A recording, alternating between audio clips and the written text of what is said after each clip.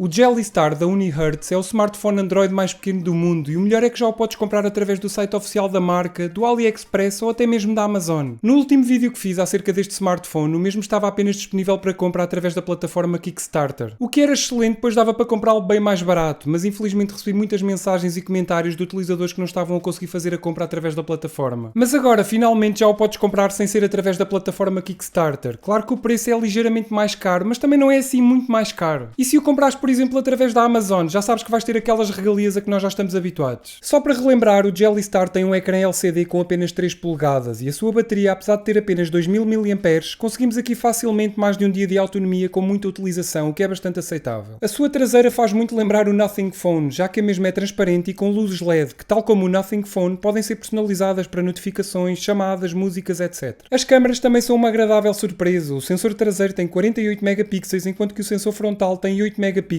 o que chega perfeitamente para as tuas selfies e videochamadas. Podemos ainda contar com um módulo de NFC integrado para pagamentos contactless e transferências ultra rápidas de ficheiros. Existe ainda um botão que pode ser programado com 3 funções diferentes, com apenas um clique, 2 cliques ou pressionando durante 3 segundos. E algo que já não se vê muito hoje em dia, e tenho a certeza que muitos de vocês vão gostar, é que este smartphone traz uma entrada para fones de ouvido com fios jack 3,5mm. Por isso, se és daqueles que não prescindem de maneira nenhuma dos seus fones com fios, então já sabes que o Jelly Star tem esta funcionalidade. Mas preferes utilizar fones sem fios, também podes contar com a tecnologia mais recente Bluetooth 5.3, o que além de transferências bem mais rápidas, também possibilita uma maior estabilidade na ligação. E se pensas que por este smartphone ser mais pequeno é menos poderoso, então estás muito enganado. O mesmo vem com um poderoso processador Helio G99 produzido pela MediaTek. Que só para terem aqui uma noção, este processador é o mesmo que vem aqui no tablet Xiaomi Redmi Pad e acreditem que é mais do que suficiente. E além disso ainda podemos contar com 8 GB de RAM e 256 GB de armazenamento interno. Este mini smartphone permite ainda utilizar 2 cartões de SIM em simultâneo ou então um cartão SIM e um cartão de memória microSD para estender ainda mais o armazenamento interno. Mas calma que ainda não acabou, este smartphone ainda vem com um sensor infravermelho incorporado que permite controlar televisões, aparelhagens, enfim, o que vos apetecer. Fez-me logo lembrar o meu velhinho Samsung Galaxy S6 e o meu Xiaomi Mi 5 que também tinham essas funcionalidades.